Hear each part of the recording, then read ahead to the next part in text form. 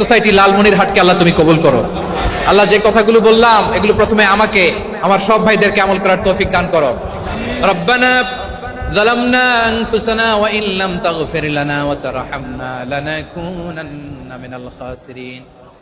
রব্বানা লিল্লাহি তাকবীর।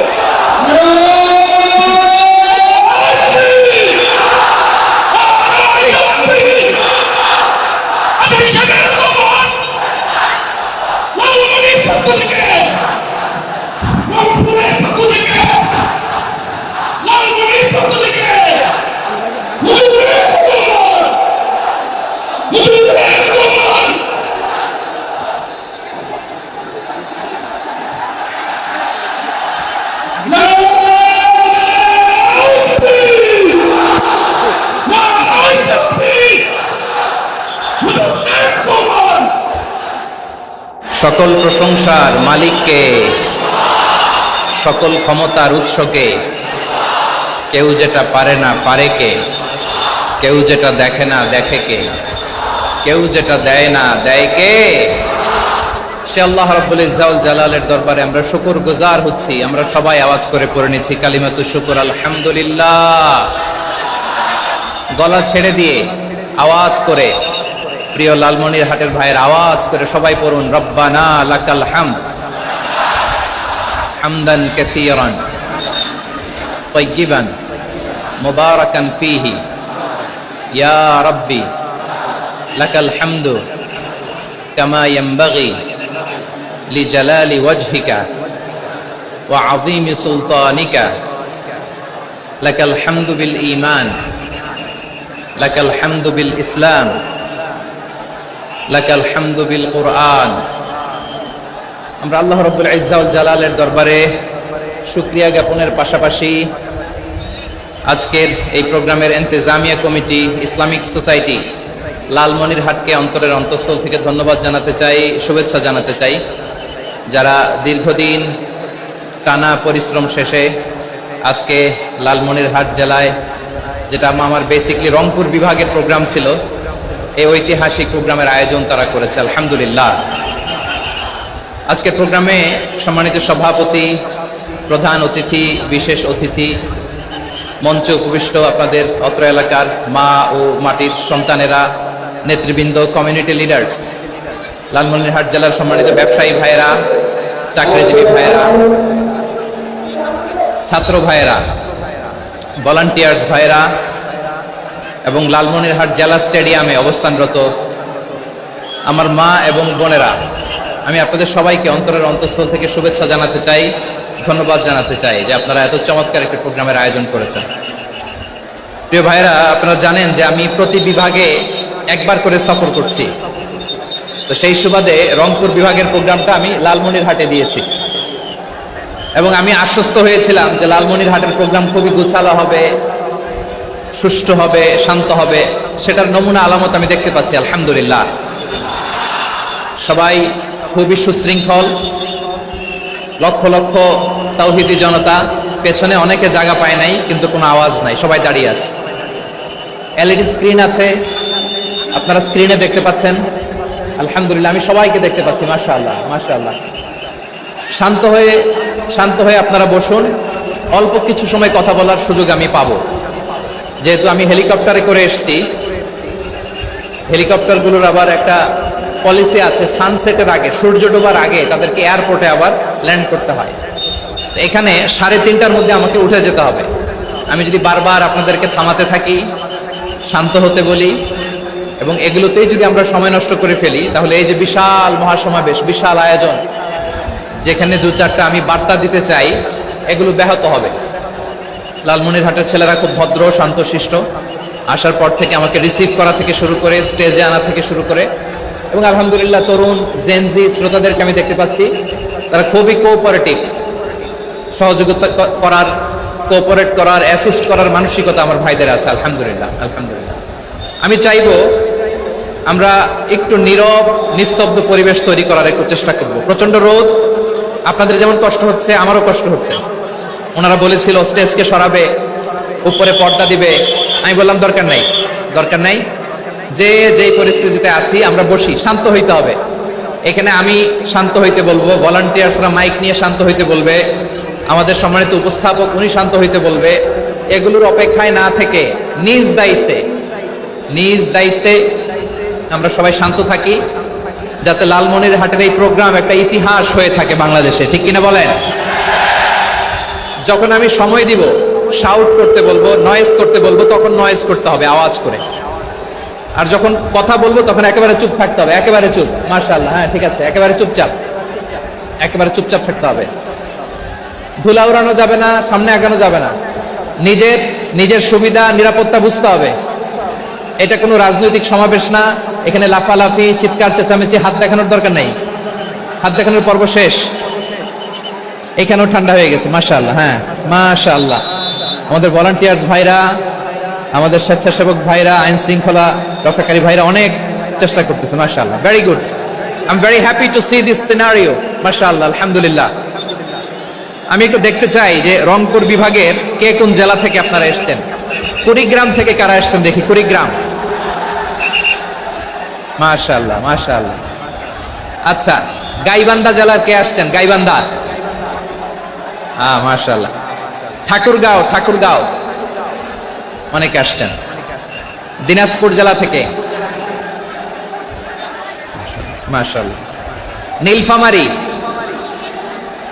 ঠিক আছে, ফি আমানিল্লাহ। পঞ্চগড় অনেক আসছে। রংপুর,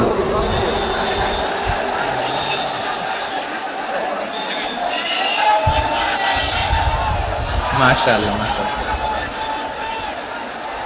মাশাআল্লাহ, ঠিক আছে। লালমনিরহাটের কারা দেখি, লালমনিরহাট,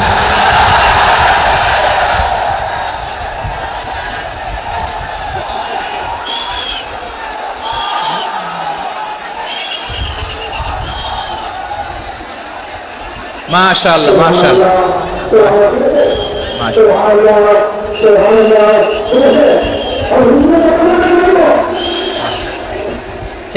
ঠিক আছে। আচ্ছা, রংপুর বিভাগের বাইরে থেকে অন্য জেলার কারা কারা আসছেন দেখি, তাও আছে অনেকে, মাশাআল্লাহ, ঠিক আছে।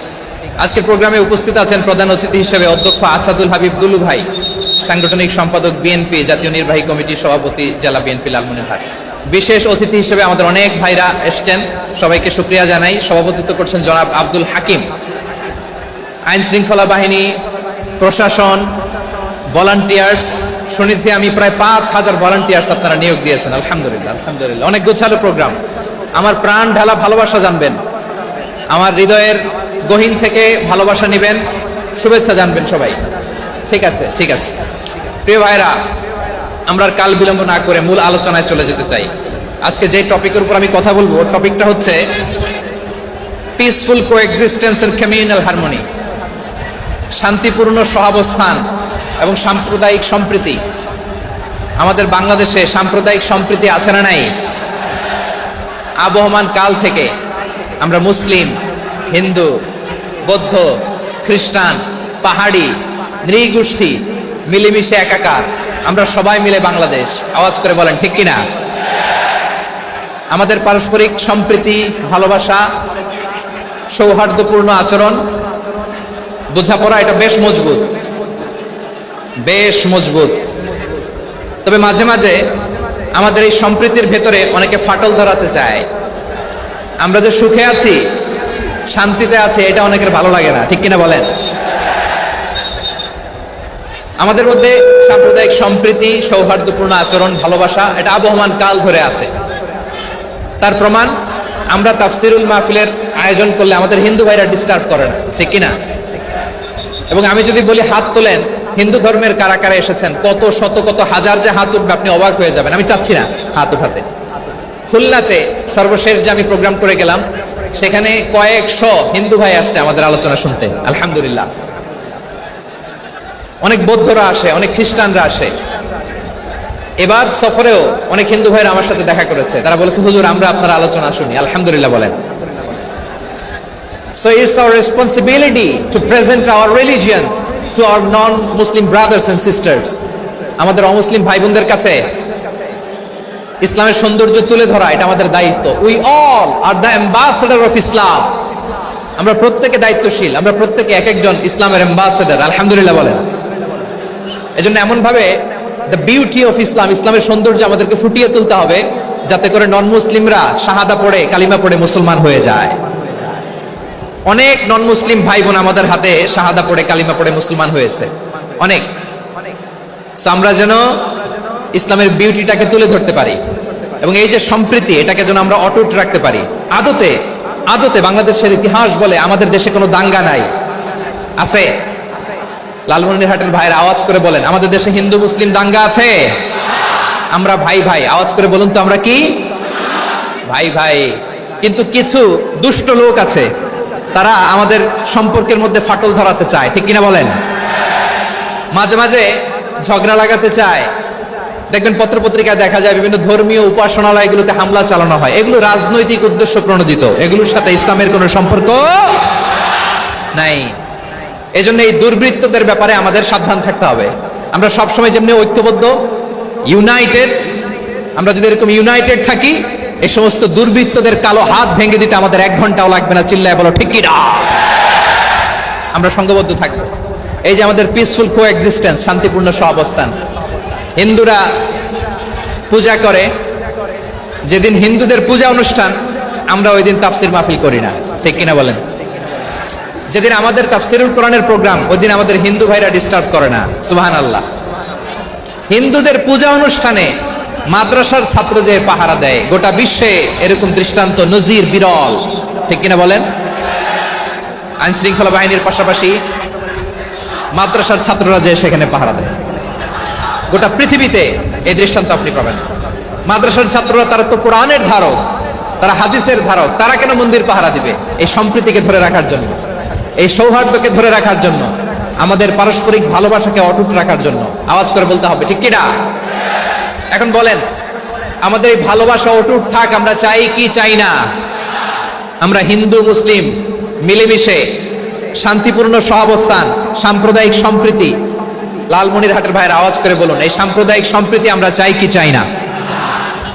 আল্লাহ এই দেশকে তুমি বরকতময় করো, বাংলাদেশকে তুমি শান্তিময় করো। আওয়াজ করে সবাই বলেন আমিন। এই জায়গাটাতে সামান্য একটু আওয়াজ হচ্ছিল, এটাও থেমে গেছে, আলহামদুলিল্লাহ আলহামদুলিল্লাহ। এখন একেবারে everything is in my control, মাশাআল্লাহ। ঠিক আছে, আমি মূল আলোচনায় যাই। প্রিয় ভাইরা, আমি বলেছিলাম আমার আলোচনার বিষয় হচ্ছে শান্তিপূর্ণ সহাবস্থান, সাম্প্রদায়িক সম্প্রীতি। আমরা দেখব ইসলাম আমাদেরকে কি কি দিক নির্দেশনা দেয়। শান্ত হইতে হবে, খরগোশের কানের মতো কান দুটো আমার দিকে করে রাখেন। আমি এখনো উঠে যাব, হাত নাড়ায় লাভ নাই, আমি উঠে যাব। তাকায় থাকো আর কান খাড়া, আওয়াজ হবে না। হ্যাঁ, মাশাআল্লাহ মাশাআল্লাহ, ঠিক আছে। আমরা দেখবো যে রাসূল সাল্লাল্লাহু আলাইহি ওয়াসাল্লাম এই পিসফুল কোএক্সিস্টেন্সের জন্য আমাদের কি শিখিয়েছেন, কি কি গাইডলাইন দিয়েছেন। আমরা 1 2 3 4 করে এগুলো আপনাদের সাথে শেয়ার করব। আমি আপনাদের খেদমতে সূরাতুল আনআমের 108 নম্বর আয়াত তেলাওয়াত করেছি।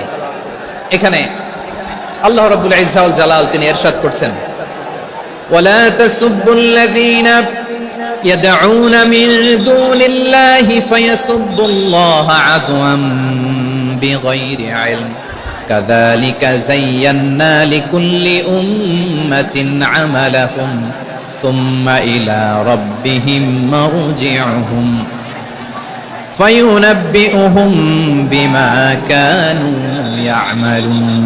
রব্বুল আলামিন বলেন, গোলাম ও আমার ইমানদার বান্দারা শোনো শোনো, ও আমার বিশ্বাসী বান্দারা শোনো শোনো,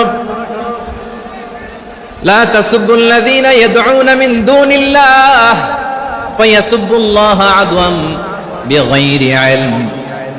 ও আমার বিশ্বাসী বান্দারা, যারা আল্লাহকে ব্যতি রেখে, আল্লাহকে বাদ দিয়ে অন্য উপাস্যকে ডাকে, দেব দেবীর পূজা করে, দেবতাদের পূজা করে, তোমরা খবরদার তাদের গালি দিও না। আওয়াজ করে বলেন, কি দিও না? আল্লাহ বলেন, ও বিশ্বাসীরা শোনো, যারা আল্লাহকে বেছে রেখে দেব দেবীর পূজা করে, অন্য উপাস্যের পূজা করে, তাদেরকে ডাকে, ওই দেবতাদেরকে তোমরা গালি দিও না। যদি ওই দেবতাদেরকে গালি দাও, তাহলে ভুলবশত, শত্রুতাবশত তারা তোমাদের রব আল্লাহকে গালি দেবে, ঠিক কি না? তোমরা যদি তাদের দেবতাদের গালি দাও, ওরা রেগে তোমার আল্লাহরে গালি দিবে, তাহলে আল্লাহরে গালি খাওয়ানোর কারণ হয়ে গেলাম আমি, ঠিক কিনা বলেন?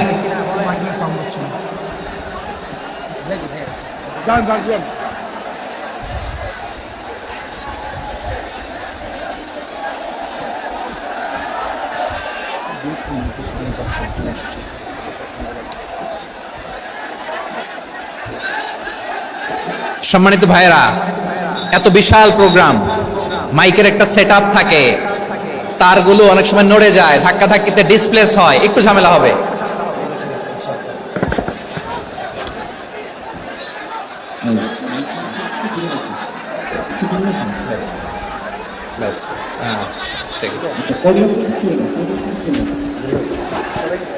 ঠিক আছে,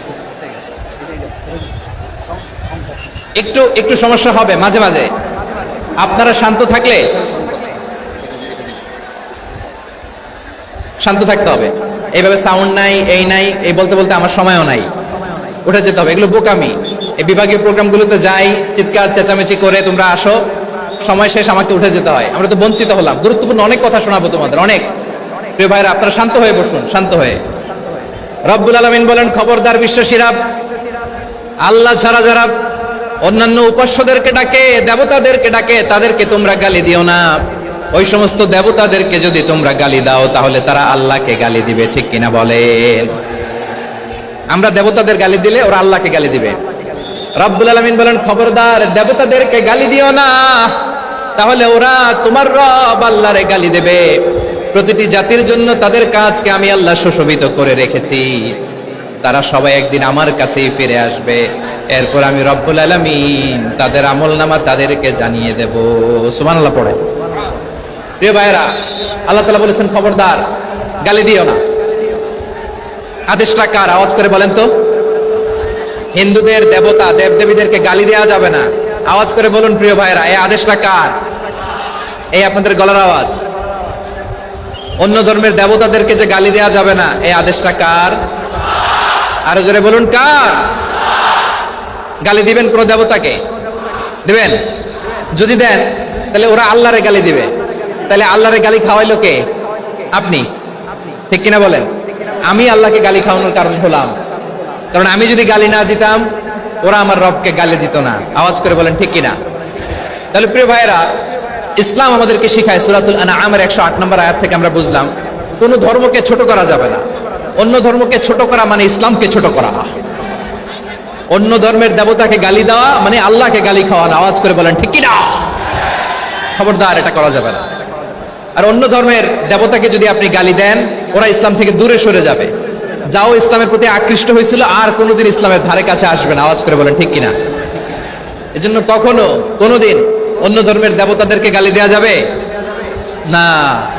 অন্য ধর্মের কোন দেবতাদেরকে আমরা গালি দিব না, গালি দিব না, বরং ইসলামের beauty, the beauty of Islam, ইসলামের সৌন্দর্যকে আমরা তুলে ধরব। আমরা যদি বিশ্বনবী সাল্লাল্লাহু আলাইহি ওয়াসাল্লামের জীবনের দিকে তাকাই, তাহলে আমি দেখব বিষ্ণু ইসলাম মক্কাতে কিংবা মদিনাতে অন্য ধর্মের লোকদের সাথে খুব পিসফুলি লাইফ লিড করেছেন। হোক মুশরিক, হোক খ্রিস্টান, হোক ইহুদি, বিশ্বনবী সবার সাথে মিলেমিশে ছিলেন। আলহামদুলিল্লাহ বলেন। ইসলাম হচ্ছে পিসফুল রিলিজিয়ান। অন্য ধর্মের প্রতি সহনশীলতার সবক ইসলাম আমাদেরকে দেয়।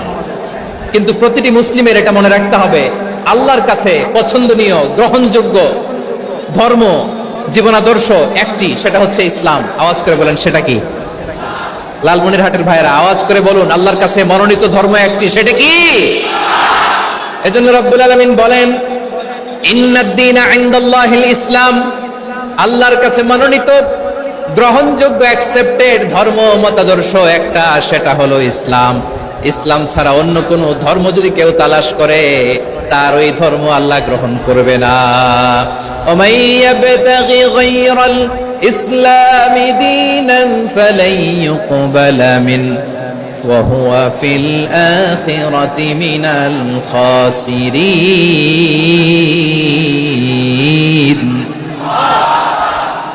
Whoever seek anything except Islam, that won't be accepted from him, and he will be loser in the day of judgment. কিয়ামতের দিন ইসলাম ছাড়া কেউ যদি অন্য কোনো ধর্ম তালাশ করেছে দুনিয়াতে, তার এই মতাদর্শ গ্রহণ করা হবে না, and he will be loser.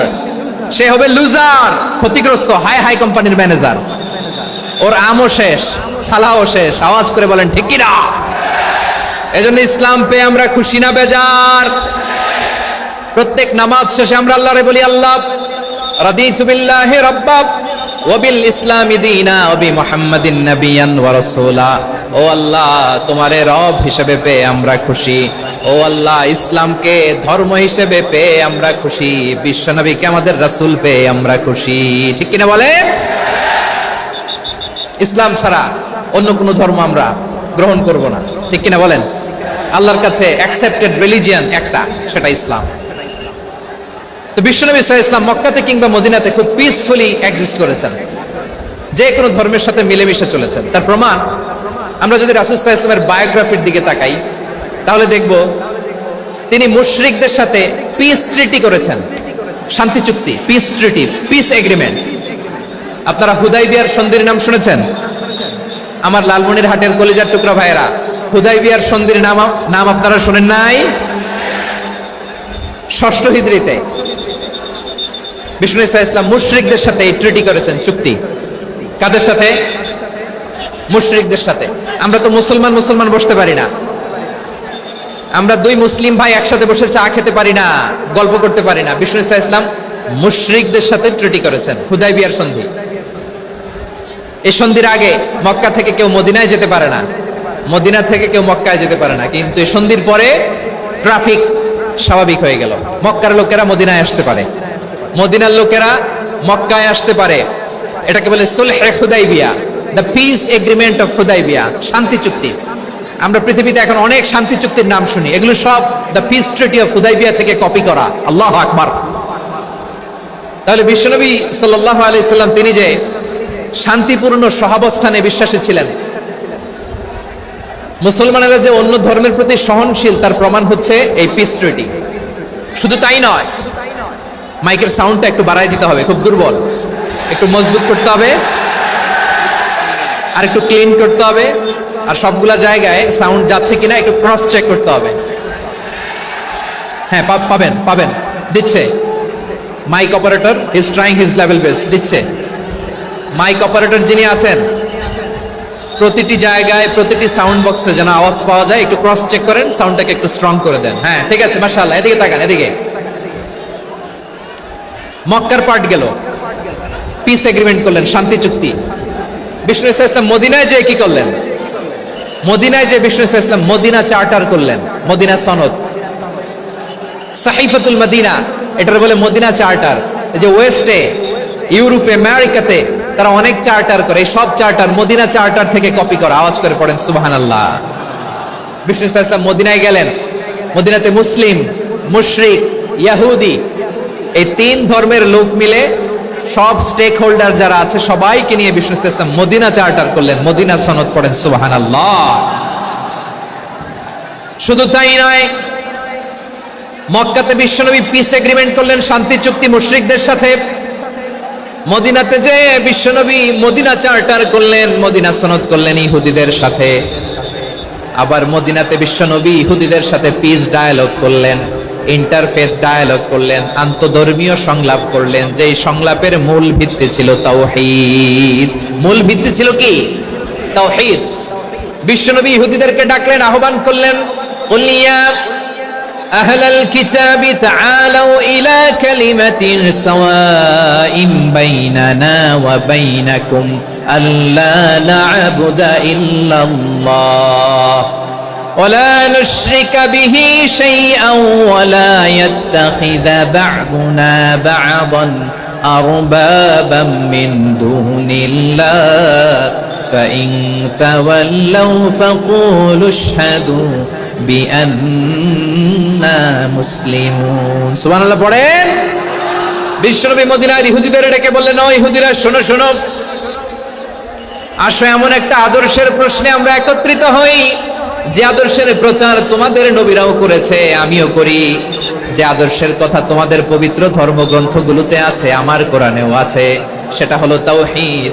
আমরা এক আল্লাহ ছাড়া কারো ইবাদত করব না, আল্লাহর সাথে কাউরে শরীক করব না, আল্লাহ ছাড়া কাউরে রব মানব না। পড়েন সুবহানাল্লাহ।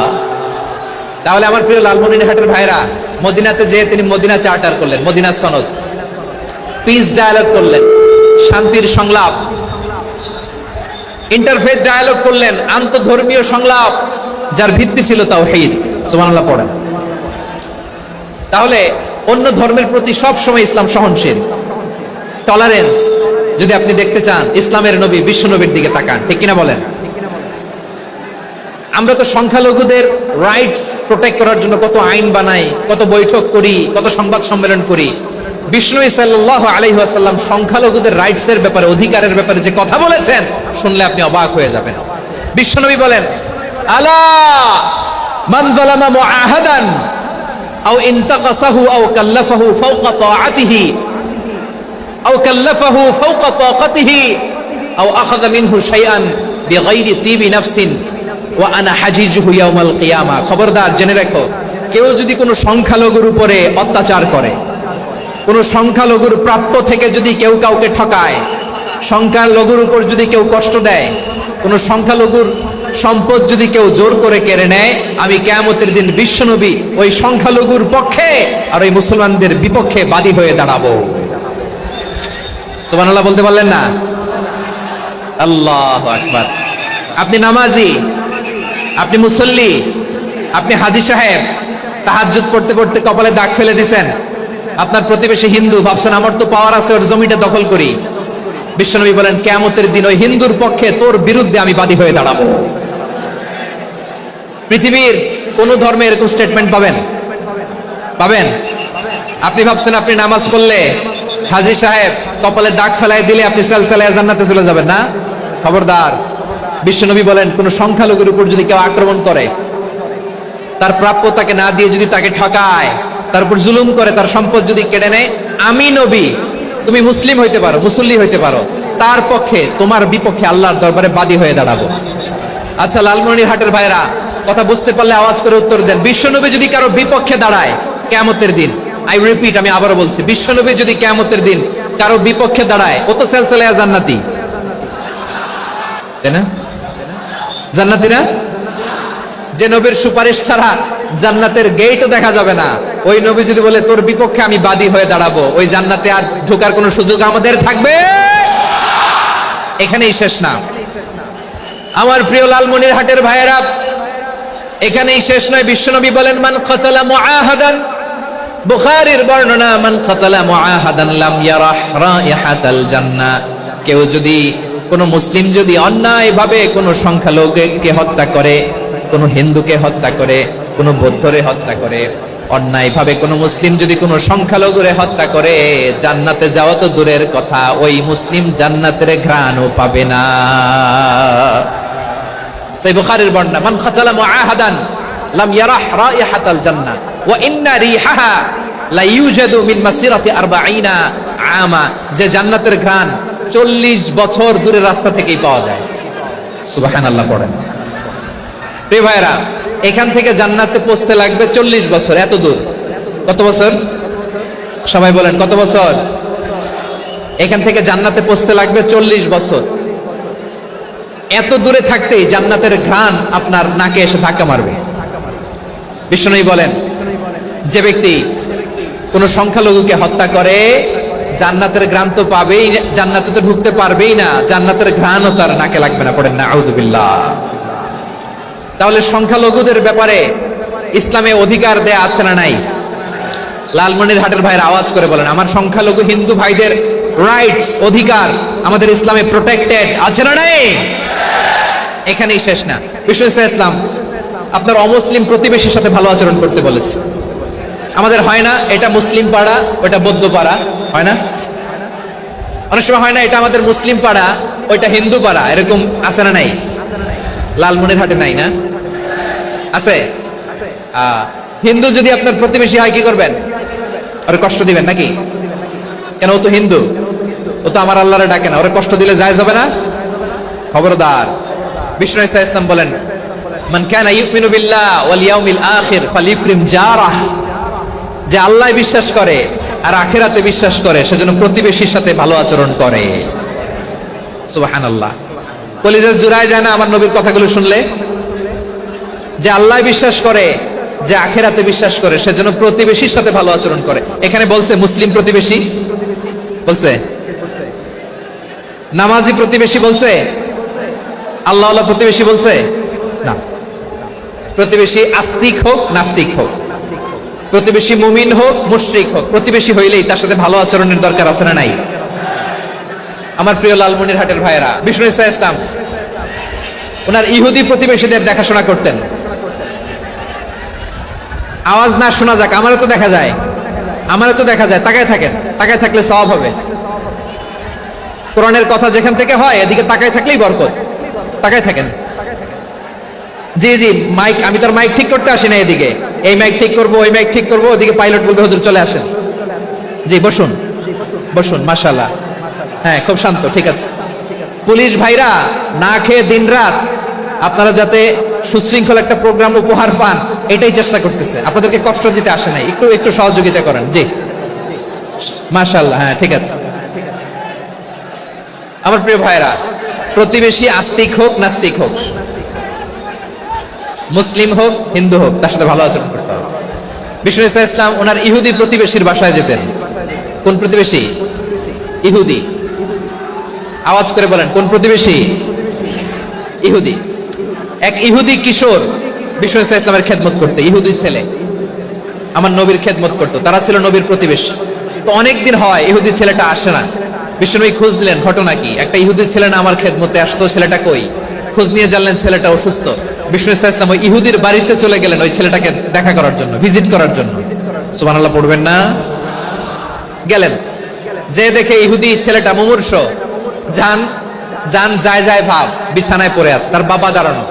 বিশ্বনবী তার মাথার পাশে বসলেন, মাথায় হাত বুলিয়ে দিলেন, আর ছেলেটাকে বললেন আসলিম, হে ইহুদি ছেলে আসলিম, ইসলাম ধর্ম গ্রহণ করো। তো ছোট্ট ছেলে ভাবে আমরা ইহুদি, এখন ইসলাম ধর্ম গ্রহণ করলে আব্বা যদি বকা দেয়, ফানাযারা ইলা ওয়াজহি আবি, ছেলেটা তার বাবার চেহারার দিকে তাকালো, দেখি আব্বা কি কয়। আব্বা যদি বলে তাইলে ইসলাম ধর্ম গ্রহণ করবে। ইহুদি ছেলেটা তার বাবার দিকে যখন তাকালো, ওর বাবা বলে আতিয়া আবুল কাসিম, আবুল কাসিম যা বলে তাই করো। আবুল কাসিম হচ্ছে বিষ্ণু ইসলামের একটা কুনিয়াত, উপনাম। আমার রাসূলের বড় ছেলের নাম ছিল কাসেম। যেমন দেখবেন আমাদের এলাকায় কারো ছেলের বড় ছেলের নাম যদি হয় আব্দুল্লাহ, এরা আব্দুল্লাহর বাপ বলে ডাকে। কারো বড় মেয়ের নাম যদি হয় ফাতেমা, এরা কি ডাকে? ফাতেমার বাপ বলে না? তো বিষ্ণু ইসলামের বড় ছেলের নাম ছিল কাসেম। ইহুদি বাবা বলল আতিয়া আবুল কাসেম, আবুল কাসেম যা বলে তাই শোনো, মানে মোহাম্মদ যা বলে তাই শোনো। এই কথা শুনে ছেলে সাহস পাইছে, ছেলে আবার পড়তে আরম্ভ করলো আশহাদু আল্লাহ ইলাহা ইল্লাল্লাহ ওয়া আশহাদু আন্না মুহাম্মাদার রাসূলুল্লাহ, পড়েন আল্লাহু আকবার। বিশ্বনবীর আহ্বান শুনে ওই আহ্বানে সাড়া দিয়ে ইহুদি ছেলে শাহাদা পড়ে মুসলমান হয়ে গেল। তার হৃদয়টারে ঈমানের নূর দিয়ে আলোকিত করে দিল কে? প্রিয় ভাইরা, এবার রাসূল সাল্লাল্লাহু আলাইহি ওয়াসাল্লাম বের হয়ে আসলেন ঘর থেকে, আর বললেন আলহামদুলিল্লাহিল্লাযী আনকাযাহু মিনান নার, প্রশংসা সে আল্লাহর যে আল্লাহ জাহান্নামে চলে যাচ্ছিল প্রায় এমন একটা লোককে মুহূর্তের মধ্যে কালেমায়ে শাহাদাতের বদৌলতে জান্নাতি বানায় দিলেন। আওয়াজ করে পড়েন সুবহানাল্লাহ। এই হাদিস থেকে আমরা কি শিখলাম? What is the moral of the story? এক নম্বর স্টোরি হলো, প্রতিবেশী ইহুদি হোক হিন্দু হোক, যাবেন, সুসম্পর্ক রাখবেন, উপহার দিবেন, বিপদে পাশে দাঁড়াবেন, তাইলেই তো আপনাদের প্রতি, মুসলমানদের প্রতি তারা আকৃষ্ট হবে, ঠিক কিনা বলেন? আপনি যদি হিন্দুদের সাথে বৌদ্ধদের সাথে নাই মিশেন, নাস্তিকের কাছে নাই যান, তো ইসলামের সৌন্দর্যটা ওরা বুঝবে কেমনে? আমার অনেক হিন্দু পরিচিত ভাই আছে, ওরা আমাদের ইফতারের প্রোগ্রামে এসে একসাথে ইফতারি করে। অনেক মদখোর আমার সাথে বসে একসাথে ডিনার করে, হাফ প্যান্ট পরা, গলায় স্বর্ণের চেইন, হাতে স্বর্ণের ব্রেসলেট, আইসা আমার সাথে ডিনার করছে, আছে এরকম। গাঁজাখোর, আমি বলে আসো, welcome welcome to my dinner, আসো বসো, বসলেই তো আমি ওর ডিএনএ, চিন্তার ডিএনএ চেঞ্জ করে দেওয়ার সুযোগ পাবো, চিল্লায় বলো ঠিক কিনা? আসতে হবে আমার কাছে। Hour door is open, the door of Islam is open 24/7। সব সময় আমাদের ইসলামের দরজা আমার অমুসলিম ভাইদের জন্য খোলা আছে না নেই? এই হাদিস থেকে দুইটা শিক্ষা। এক নম্বর শিক্ষা, প্রতিবেশী মুসলিম হোক অমুসলিম হোক, যান, অসুস্থ হইলে একটু আপেল নিয়ে যান, আঙ্গুর নিয়ে যান, কমলা নিয়ে যান, তাদের সাথে ভালো আচরণ করে। ইসলামের বিউটি দেখে, সৌন্দর্য দেখে অবাক হবে, নসিব ভালো হলে কোনোদিন কালিমা পড়ে মুসলমান হয়ে যাবে, ঠিক কিনা বলেন? তাহলে অমুসলিমের সাথে ভালো সম্পর্ক। বিশ্বনবী ইহুদির বাড়িতে গেলেন, ইহুদির বাড়ি, আর আমার মুসলমান ভাই আমার কাফের বলে, এরকম আছে না নাই? মুসলিমরা দেখতে পারে না, সহ্য করতে পারে। বিষ্ণু ইসলাম ইহুদির বাড়িতে গেলেন, এটা একটা শিক্ষা। আরেকটা শিক্ষা হলো, ভাইরা ধাক্কা মারে এসে সামনে এসে কি লাভ? প্রোগ্রাম তো শেষ হচ্ছে, এখনই শেষ হচ্ছে। তো এই যে আমাদের বকশি ভাই ওয়াদা নিল, হাত তোলালো, মিম বলে এত কথা বললো, তো আমি জেলায় জেলায় যে খালি হাত নাড়াই তোমাদের জন্য নাকি? হ্যাঁ, হাত নাড়াই শুধু। এই ধাক্কাইতে ধাক্কাইতে এদিকে এসে হাত নাড়াইতেছে, হয়েছে তো, দেখলাম তো, ঠিক আছে, মাশাআল্লাহ, অনেক সুশৃঙ্খল, অন্যান্য যে কোনো জেলার চেয়ে অনেক সুশৃঙ্খল। আমার দিকে তাকাও, আমার দিকে তাকাও, ঠিক আছে। এই যে দাঁড়িয়ে আছে, একটা ছেলে নড়ে না, দেখছেন? মাশাআল্লাহ, মাশাআল্লাহ, মাশাআল্লাহ। হ্যাঁ, এইভাবেই। আর কয়েকটা মজাদার কথা আছে, শোনো। এই হাদিস থেকে আমাদের শিক্ষা হলো, আমার প্রতিবেশী যেই ধর্মের হোক আমি সম্পর্ক রাখবো। অসুস্থ হলে যাব, কি বলেন ভাইরা? যাবেন না? যাবেন না আপনারা? আচ্ছা, 2 নম্বর শিক্ষা হলো, বিষ্ণু ইসলামের খাদেম ছিল ইহুদি, এতদিন খেদমত করলো, একদিনও বিশ্বনবী ওরা কালিমার দাওয়াত দেয় নাই। কারণ কি? বিশ্বনবী একটা ভালো সময়ের অপেক্ষা করতেছিলেন, প্রপার টাইমিং। দাঈর কাজ হচ্ছে দাঈ ইলাল্লাহ, সে হচ্ছে সুযোগ সন্ধানী। দাঈ সুযোগ খোঁজে, কখন দাওয়া দিলে ব্যাটে বলে হবে, ঝোপ বুঝে কোপ মারে, ঠিক কিনা বলেন? বিষ্ণু ইসলাম ভালো সময়ের অপেক্ষা করতেছিলেন, দেখি ভালো সময় আসুক আসুক আসুক আসুক। আস্তে আস্তে এমন সময় আসছে, ছেলে এবার মুমূর্ষ। অসুস্থ ব্যক্তির হৃদয় অত্যন্ত নরম থাকে, হসপিটালে যখন কেউ যায় তার হৃদয়টা বড্ড নরম থাকে, মৃত্যুর ভয়ে তার অন্তরটা নরম থাকে, ঠিক কিনা বলেন? এই প্রপার টাইমিং এর অপেক্ষা করতেছিলেন। যখনই টাইমিং পেয়েছেন, দাওয়াত দিলেন, পড়ো লা ইলাহা ইল্লাল্লাহ, সুবহানাল্লাহ পড়েন সবাই। তাহলে ইসলাম অমুসলিম প্রতিবেশীর সাথে ভালো আচরণ করতে বলে। ইসলাম অমুসলিম মাতা পিতার সাথে ভালো আচরণ করতে বলে। মাতা পিতা যদি অমুসলিম হয়, তাহলে ফেলে দিতে পারবেন? পারবেন? পারবেন? আমার লালমনির হাটের ভাইরা, অনেক হিন্দু ছেলে আমাদের হাতে শাহাদা পড়ে মুসলিম হয়, কিন্তু ওর মা মুসলমান হয় নাই, বাবাও হয় নাই, এরকম আছে না নাই? তো ও হয়েছে মুসলিম, মা বাপ হিন্দু, এখন মা বাপ কি বাদ? হ্যাঁ, মা বাপ বাদ দেয়া যাবে? যেই মা আপনার 9 মাস 8 মাস পেটে ধারণ করলো, আপনার মায়ের নার ছেঁড়া ধন, আপনি ওই মারে বাদ দিতে পারবেন? যে মায়ের বুকের তাজা দুধ খেয়ে আপনি আজকে বাড়ন্ত তাজা তরতাজা, ওই মারে বাদ দেয়া যাবে? মায়ের এক ধারে দুধের দাম, কাটিয়া গায়ের চাম, পাপুষ বানাইলেও ঋণের শোধ হবে না, এমন দরদি ভাবে কেউ হবে না আমার মাহা গো। মায়ের এক ধারে দুধের দাম, কাটিয়া গায়ের চাম, পাপুষ বানাইলেও ঋণের শোধ হবে না, এমন দরদি ভাবে কেউ হবে না আমার মাহা গো, ঠিক কিনা? মাকে তো বাদ দেওয়া যায় না। وَقَضَى رَبُّكَ أَلَّا تَعْبُدُوا إِلَّا إِيَّاهُ وَبِالْوَالِدَيْنِ إِحْسَانًا। আল্লাহ বলে, অবধারিত 2টা ভার্ডিক্ট তোমাদের জন্য, এক আল্লাহর ইবাদত করবা আর মা বাবার প্রতি ইহসান করবা। আদেশটা কার?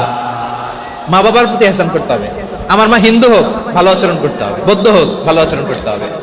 আমার যে সমস্ত হিন্দু ভাইয়েরা মুসলিম হয়েছে, তোমাদের মা বাবা এখনো মুসলমান হয় নাই, তাদের সাথে ভালো আচরণ করতে হবে। আপনাদের খেদমত নিজে করতে হবে, অথবা খেদমতের ব্যবস্থা করাই দিতে হবে। মান্থলি যে খরচ লাগে এটা দিতে হবে। আরে তুমি এখন মুসলিম, তোমার মা বাবা হিন্দু, এখনই তো সুযোগ ইসলামের সৌন্দর্য দেখানো। এখন মা বাবা যদি দেখে, আরে এটা হিন্দু থাকতে তো বদমাইশ ছিল, বেয়াদব ছিল, কি এমন ধর্ম সে গ্রহণ করলো যেটা গ্রহণের সাথে সাথে সে পাল্টে গেল? কি এমন ধর্ম সে গ্রহণ করেছে যেটা তার জীবনকে আলোকিত করে দিয়েছে? নসিব ভালো হলে তারাও কালিমা পড়ে মুসলমান হয়ে যাবে। বিষ্ণু ইসলামের স্ত্রীর নাম ছিল আয়েশা রাদিয়াল্লাহু তাআলা আনহা, আবু বকর রাদিয়াল্লাহু তাআলা আনহুর মেয়ে। আবু বকর রাদিয়াল্লাহু তাআলা আনহুর আরেক মেয়ের নাম হচ্ছে আসমা। কি নাম? দুজনই আবু বকর রাদিয়াল্লাহু তাআলা আনহুর মেয়ে, আসমা আর আয়েশা। নাম দুটো কেমন লাগে? আসমা নামটা কেমন লাগে? আয়েশা নামটা কেমন লাগে? সবার ভালো লাগে নাই? নাম দুটো আপনাদের ভালো লাগে? লালমনির হাটে অনাগত যদি কন্যা সন্তান হয়, যদি মনে চায় আসমা রেখে দিতে পারবেন, যদি মনে চায় আয়েশা রেখে দিয়েন। দেশে বিদেশে এয়ারপোর্টে রাস্তাঘাটে শুধু বলে হুজুর একটা নাম দেন, আমার ছেলের একটা নাম দেন, মেয়ের একটা নাম দেন। তখন মনে আছে যশোরের 8 দিনের মাহফিলে আমি একটা দুটা নাম দিয়েছিলাম। আজকে লালমনিরহাটের এই প্রোগ্রামে কন্যা সন্তান যদি হয় 2টা নাম দিলাম, আসমা কিংবা আয়েশা। ইনশাআল্লাহ পড়েন। 2জন বোন, এক মায়ের না, বাবা এক মা 2জন। আয়েশা রাদিয়াল্লাহু তাআলা আনহার মায়ের নাম উম্মে রুমান, আর আসমা রাদিয়াল্লাহু তাআলা আনহার মায়ের নাম কুতাইলা বিনতে আব্দুল উজ্জা। আবু বকর রাদিয়াল্লাহু তাআলা আনহু 4টা বিয়ে করেছিলেন। তো একই ঘটনা ঘটেছে এই ফ্যামিলিতে। আসমা ইসলাম ধর্ম গ্রহণ করে মুসলিমা, কিন্তু তার মা কুতাইলা মুশরিকা। আই রিপিট, বোঝার জন্য আমি আবারও বলি, আসমা রাদিয়াল্লাহু তাআলা আনহা মুসলিমা, আর আসমার মা কুতাইলা, আওয়াজ করে বুঝে থাকলে বলেন, আসমার মা মুশরিকা। তার মানে মেয়ে মুসলিম, মা অমুসলিম, ভেজাল আছে না নাই? কিন্তু কুতাইলা আর ধৈর্য ধারণ করতে পারে না। নার ছেড়া ধন, কলিজার টুকরা ধন, কলিজার টুকরা সন্তান আসমারে দেখতে বড্ড মন চায়। সাইয়েদনা আসমা রাদিয়াল্লাহু তাআলা আনহা মক্কা থেকে হিজরত করে মদিনায় চলে গেলেন। হুদাইবিয়ার পর যখন মক্কা মদিনার ট্রাফিক স্বাভাবিক হলো, মক্কার লোক মদিনায় যায়, মদিনার লোক মক্কায় আসে। কুতাইলা কলিজার টুকরা সন্তান আসমারে দেখার জন্য কিছু উপহার নিয়ে বিশাল মরুপথ পাড়ি দিয়ে মক্কা থেকে মদিনায় যায়। সুবহানাল্লাহ বলেন। এখন মা আসছে মেয়ের সাথে দেখা করতে, মেয়ে তো আর দেখা দেয় না। মেয়ে ভাবছে আমার মা তো মুশরিকা, অপবিত্রা, তার সাথে কি দেখা দেয়া যাবে? বিশ্বনবীর দরবারে চলে গেলেন। সুবহানাল্লাহ বলেন। কি সৌভাগ্যবান ছিল তারা, মাসলা জানার দরকার হলেই নবীর দরবারে চলে যেত। ঘরে বউয়ের সাথে ঝগড়া হলে নবীর দরবারে চলে যেত। অনেক সাহাবী বলে আমার পেটে ক্ষুধা লাগলেও আমি নবীর কাছে চলে যেতাম, কারণ নবীর চেহারার দিকে তাকালেই আমার পেটের ক্ষুধা মিটে যেত। সাইয়েদনা আসমা রাদিয়াল্লাহু তাআলা আনহা বিশ্বনবীর কাছে চলে গেলেন, যে বললেন ইয়া রাসূলুল্লাহ ইয়া হাবিবাল্লাহ ইন্না উম্মি কাদিমাতুন ইলাইয়া ওয়া হিয়া রাগিবা। আমার মা মক্কা থেকে অনেক দূর মরুর পথ পাড়ি দিয়ে উপহার সামগ্রী নিয়ে মদিনায় আমার সাথে দেখা করতে এসেছে গো নবী। আমার জানতে বড্ড ইচ্ছে হয় আমি আমার মুশরিকা মায়ের সাথে একটু দেখা করতে পারবো কিনা। আফা আসিলুহা, আগে যেমনি আমি আমার মায়ের সাথে ভালো আচরণ করতাম, যেমনি আমি আমার মায়ের সাথে সদাচরণ করতাম গো নবী, এখন আমি মুসলিমা মা মুশরিকা, এখনো কি আগের মতো সদাচরণ করতে পারবো নাকি? বিশ্বনবী বললেন নাম সিলিহা, হ্যাঁ রে আসমা, অবশ্যই অবশ্যই, আগে ঠিক যেমন তুমি তোমার মায়ের সাথে ভালো আচরণ করতে, এখনো তেমনি আগের মতো ভালো আচরণ করবা। আওয়াজ করে পড়েন সুবহানাল্লাহ। কি ইসলাম আমরা পেয়েছি! কত ব্রড মাইন্ডেড আমাদের ইসলাম, কত ওপেন মাইন্ডেড ইসলাম, কত ওপেন আপ করতে পারে, চিন্তা করতে পারেন। বিষ্ণু বললেন হ্যাঁ অবশ্যই, নাম সুলিহা, আগে যেমনি ভালো আচরণ করছো আসমা, এখন ওইরকমই করো, পারলে আরো বাড়াই করো। সুবহানাল্লাহ বলেন। তাহলে আমার যে হিন্দু ভাইরা, হিন্দু বোনেরা, ইমানের বদৌলতে দৌলতে আপনি ধন্য হয়েছেন, আপনার আম্মা আব্বা এখনো মুসলমান হয় নাই, তাদের জন্য দোয়া করেন, তাদের জন্য দোয়া করেন, আল্লাহ যেন তাদেরকেও ইমানের দৌলত দান করে। আমরা সবাই পড়ি আমিন, আরো জোরে পড়েন আমিন। এখন বলেন ইসলাম কি ন্যারো মাইন্ডেড রিলিজিয়ান না ব্রড মাইন্ডেড? লালমনিরহাটের যুবক ভাইরা আওয়াজ করো, ইসলাম কি ন্যারো মাইন্ডেড না ব্রড মাইন্ডেড? কতটা ব্রড মাইন্ডেড দেখেন। বিশ্বনবী সাল্লাল্লাহু আলাইহি সাল্লাম অমুসলিমরা যদি নবীকে উপহার দিত, ওই উপহারও বিশ্বনবী গ্রহণ করতেন। সুবহানাল্লাহ পড়েন। আপনার অমুসলিম বন্ধু যদি উপহার দেয় সেটাও আপনি নিতে পারবেন, যেটা নেওয়া জায়েজ। কিন্তু আপনার বন্ধু যদি আপনার মদের বোতল দেয়, নিতে পারবেন? হ্যাঁ, মদের বোতল দিলে পারবেন না। আপনার বন্ধু যদি আপনার পর্ক দেয়, পর্ক, শুকরের গোশত মিশ্রিত কোনো খাবার, ওটা নিতে পারবেন না। হালাল যে কোনো জিনিস নিতে পারবেন। বিশ্বনবী সাল্লাল্লাহু আলাইহি ওয়াসাল্লাম অমুসলিমদের দেয়া হাদিয়া গ্রহণ করতেন। কেমন নবী ছিলেন! আমার নবীরে চিনে নেন, আমার নবীর অ্যাটিটিউড জেনে নেন। বিশ্বনবী সাল্লাল্লাহু আলাইহি ওয়াসাল্লাম যখন কোনো জনপদে যেতেন, 3টা অপশন নিয়ে যেতেন। প্রিয় ভাইয়ের আওয়াজ করে বলতে হবে, কোন জনপদে গেলে আমার নবীর অপশন থাকতো কয়টা? আমার মতো 3 আঙ্গুল উঁচু করে দেখান আর বলুন, আমার নবী কোন জনপদে গেলে কয়টা অপশন নিয়ে যেতেন? 1 নম্বর অপশন আসলিম তাসলাম। নতুন এলাকায় গেলে বলতেন আসলিম তাসলাম, ইসলাম ধর্ম গ্রহণ করো, শান্তিতে থাকবা, আমার ভাই হয়ে যাবা, আমরা ভাই ভাই। ইসলাম মানো, আমরা ভাই ভাই। অপশন নাম্বার কত? 1। যদি বলে না ইসলাম মানবো না, ওকে, অপশন নাম্বার 2, মুসলিম হওয়ার দরকার নাই, লা ইকরাহা ফিদ্দিন, ইসলামে কোনো বাড়াবাড়ি নাই। খ্রিস্টান আছো থাকো, বৌদ্ধ আছো থাকো, ইহুদি থাকতে চাও থাকো, কিন্তু আমরা যেহেতু রিজিওনাল সুপার পাওয়ার, আমাদের আন্ডারে থাকো, ট্যাক্স দিয়া থাকো, এটার বলে জিজিয়া। আলেম যারা আছেন বুঝবেন এটা আরবিতে কি বলে, জিজিয়া। You pay us the tax, we will give you the security. তোমরা ট্যাক্স দিবা, আমরা সিকিউরিটি দিব, আমাদের আওতায় থাকবা, কেউ তোমাদেরকে আক্রমণ করতে পারবে না, আমরা নিরাপত্তা দিব। সুবহানাল্লাহ বলেন। এটা অপশন নাম্বার কত? আচ্ছা, বুঝে থাকলে বলেন 1 নাম্বার অপশন কি ছিল? ইসলাম। ইসলাম মানো, শান্তিতে থাকবা, ভাই ভাই, আমরা ভাই ভাই। অপশন নাম্বার 2, ট্যাক্স দাও, আমরা নিরাপত্তা দিব, মুসলিম হওয়া লাগবে না। এখন 1 নাম্বারও মানে না, 2 নাম্বারও মানে না, মুসলিম হবো না, ভালো, খ্রিস্টান থাকো, ট্যাক্স দাও, আমরা সিকিউরিটি দিব না, এইটাও মানি না। বিষ্ণু বলেন তাহলে তলোয়ার আমাদের আর তোমাদের মাঝে ফয়সালা করবে, মুসলিমও হবো না, ট্যাক্স দিবা, নিরাপত্তা দিব, আমরা সুপার পাওয়ার, আমাদের আন্ডারে থাকবে, এইটাও না। তাহলে তোমাদেরকে তো আমরা বিশ্বাস করতে পারি না, কখন না কখন বিশ্বাসঘাতকতা করো, কার সাথে মিলে হাত মিলাও, তলোয়ার আমাদের মাঝে ফয়সালা করবে। তখন তিনি জেহাদের সশস্ত্র সংগ্রামের ঘোষণা দিতেন। সুবহানাল্লাহ পড়েন। দেখেন, পশ্চিমারা জেহাদকে এইভাবে চিত্রায়িত করে না, ওরা জেহাদ বলতে বোঝায় তলোয়ার, হাত কাটো, গলা কাটো, না, জেহাদ সশস্ত্র সংগ্রাম 3 নম্বরে। অধিকাংশ ক্ষেত্রেই বিশ্বনবীর সুন্দর আচরণ দেখে, আরে আমার নবীর যে নুরানি চেহারা, অনেকে তো কেবল সিরেফ চেহারাটা দেখেই কালিমা পড়ে মুসলমান হয়ে গিয়েছে।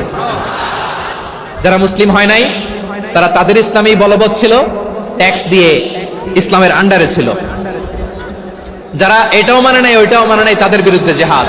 বিষ্ণু ইসলাম 7ম হিজরিতে যখন খায়বার বিজয়ের পরে ইসলাম রিজিওনাল সুপার পাওয়ার হিসেবে আত্মপ্রকাশ করলো, বিশ্বনবী চিঠি লিখলেন অন্যান্য সুপার পাওয়ারের কাছে, রাষ্ট্রীয় চিঠি লেখে এক রাষ্ট্রপ্রধান আরেক রাষ্ট্রপ্রধানের কাছে, ঠিক কিনা বলেন? জানেন না আপনারা? এই যে 24-এর ছাত্র নাগরিক অভ্যুত্থানে, এই অভ্যুত্থান যখন শুরু হয়, আমি তখন সাউথ আফ্রিকাতে, একটা স্ট্যাটাস দিয়েছিলাম, কোটা না হয় গোটা দেশ সংস্কার করা লাগবে। শুধু বাংলাদেশ নয়, সারা বিশ্বের বাংলা ভাষাভাষী লোকেরা এই আন্দোলনের সাথে সমর্থন তারা করেছে, এটাকে সাপোর্ট করেছে, তারা সমর্থন দিয়েছে। আমাদের ইউনাইটেড আরব আমিরাতের বাংলাদেশি ভাইয়েরা তারা সেখানে রাস্তায় নেমে এসেছিল, জানেন?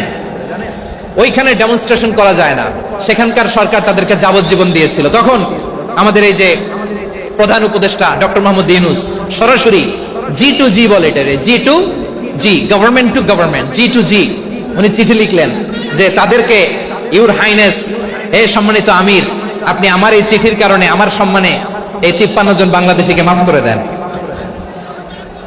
এই চিঠির বদৌলতে বেকসুর খালাস পেয়ে গিয়েছিল আমাদের ভাইরা, জানেন না এই ঘটনা আপনারা? তাহলে গভর্নমেন্ট টু গভর্নমেন্ট চিঠি দেওয়া হয়। 7ম হিজরিতে বিষ্ণু ইসলাম সব সুপার পাওয়ারের কাছে চিঠি দিলেন, রোমান সম্রাটের কাছে, পারস্য অধিপতির কাছে, মিশরের অধিপতির কাছে, সবার কাছে চিঠি লিখলেন। চিঠির ভাষা ছিল এরকম, মিন মুহাম্মাদিন রাসূলিল্লাহ ইলা মুকাওকিস আযীমিল কিবত, মুহাম্মদ রাসূলুল্লাহর পক্ষ থেকে মিশরের বাদশার কাছে, আসলিম তাসলাম, ইসলাম মানো, শান্তিতে থাকবা, সালামুন আলা মান ইত্তাবা আল হুদা, শান্তি তার জন্য যে হেদায়েতের অনুসরণ করে। সুবহানাল্লাহ পড়েন।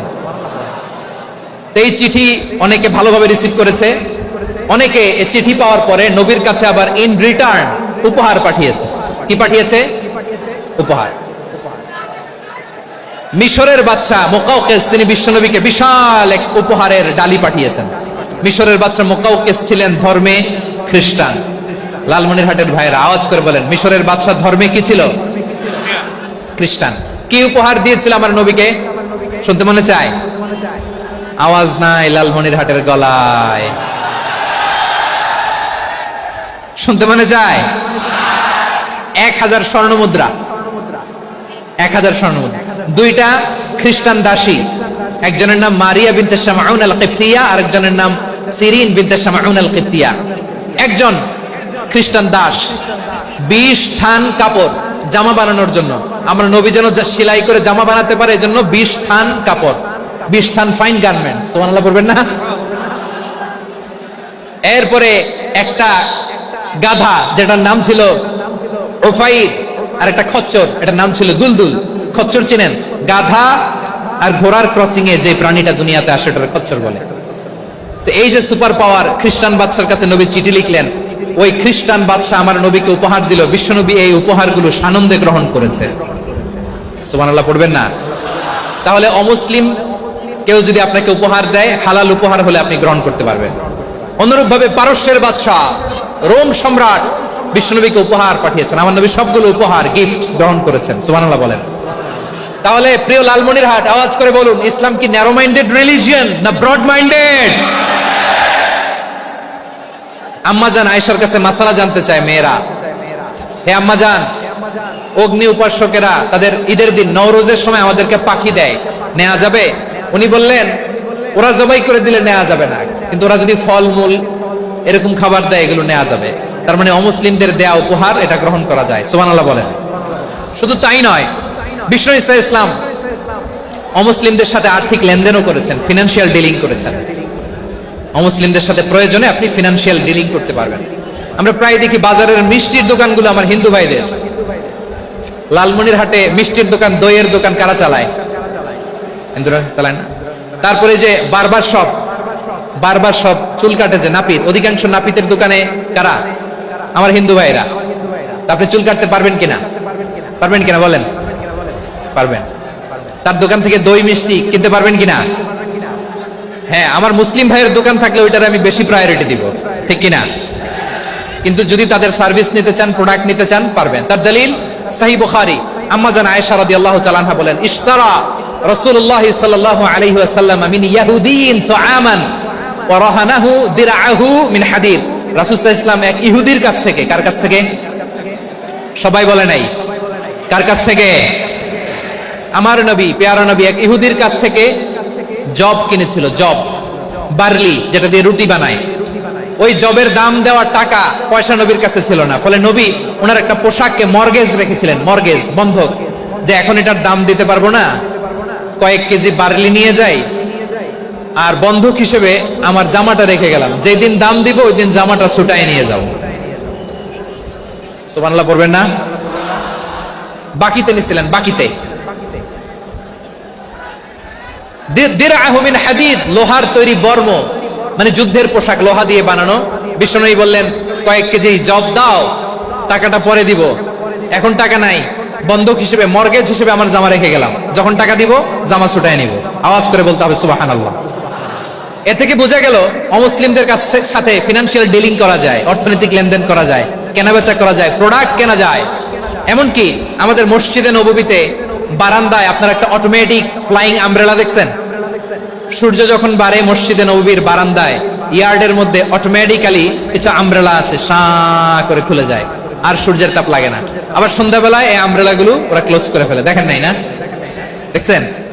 এই মসজিদে নববীকে সর্বোচ্চ উন্নত মানের কনস্ট্রাকশন ইনফ্রাস্ট্রাকচার ডেভেলপ করার জন্য কর্তৃপক্ষ কিছু অমুসলিম ইঞ্জিনিয়ারের, ডিজাইনারের সহায়তা নিয়েছিল। সুবহানাল্লাহ বলেন।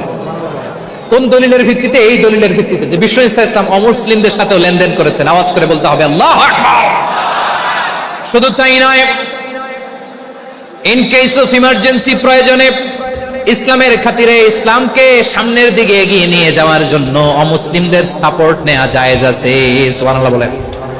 অমুসলিমদের সাপোর্ট নেয়া, তাদের থেকে অর্থ নেয়া, পলিটিক্যাল সাপোর্ট, পলিটিক্যাল অ্যাসাইলাম নেওয়া জায়েজ আছে। আমাদের অনেক বিশ্ববরেণ্য দায়ীরা আমেরিকায় অস্থায়ীভাবে অ্যাসাইলাম নিয়ে থাকে, নিজের দেশে গেলে ফাঁসিতে ঝুলাই দিবে। যুগ যুগ ধরে দায়ীদের উপরে এরকম অত্যাচার আর নির্যাতন আছে না নাই? মিশরের অনেক দায়ীরা পাশ্চাত্যে যেয়ে থাকে, এই যে তারা পলিটিক্যাল অ্যাসাইলাম নিয়ে থাকে, রাজনৈতিক আশ্রয়, এটা জায়েজ আছে না? এটা যে জায়েজ আছে তার প্রমাণ স্বয়ং বিশ্বনবী সাল্লাল্লাহু আলাইহি ওয়াসাল্লাম পলিটিক্যাল সাপোর্ট নিয়েছিলেন অমুসলিমদের কাছ থেকে। সুবহানাল্লাহ বলেন। খুব মজাদার একটা ঘটনা শুনবেন, আপনাদের আগ্রহ দেখতে পেলেন, হৃদয়টা ভেঙে খান খান। যিনি ঘরের ভেতরে বিশ্বনবীকে সান্ত্বনা দিতেন, ভালোবাসা দিতেন, বাইরে গেলে কুরাইশরা বকাঝকা করে, অত্যাচার করে, কিন্তু আম্মা জান খাদিজা রাদিয়াল্লাহু তাআলা আনহা ঘরটারে এমন শান্তির নীড় বানায় রেখেছেন, এই ঘরের ভিতরে ঢুকলে বিশ্বনবীর কলিজাটা ঠান্ডা হয়ে যেত। এজন্য রব্বুল আলামিন বলেন, খাদিজা, ও আমার বান্দি খাদিজা, জান্নাতে এমন স্পেশাল একটা ঘর আমি তোমার জন্য রেডি করে রেখেছি, ওই ঘরের মধ্যে কোনো আওয়াজ নাই, ওই ঘরের মধ্যে কোনো নয়েজ নাই, ওই ঘরে কোনো বিশৃঙ্খলা নাই। কারণ মক্কার জমিনে আমার নবী কুরাইশদের বিশৃঙ্খলা, নয়েজ আর ঝামেলাগুলোকে উপেক্ষা করে যখন তোমার ঘরের ভিতরে ঢুকতো, ঘরটারে তুমি শান্তির নীর, ঠান্ডা, নীরব, নিস্তব্ধ, নিঝুম আর শান্তির নীর বানিয়ে রেখেছো। এজন্য জান্নাতে স্পেশাল একটা শান্তির নীর আমি তোমারে উপহার দেব। ওই প্রিয়তমা স্ত্রী খাদিজা ইন্তেকাল করলেন, বিশ্বনবীর হৃদয় ভেঙে খান খান। আবার ওনার চাচা আবু তালেব ইন্তেকাল করলেন, যিনি পলিটিক্যাল শেল্টার দিতেন নবীকে। কে দিতেন? আবু তালেবের ভয়ে, বিশ্বনবীর এই চাচার ভয়ে কোন মুশরিক নবীর গায়ে হাত দেওয়ার সাহস পায় নাই।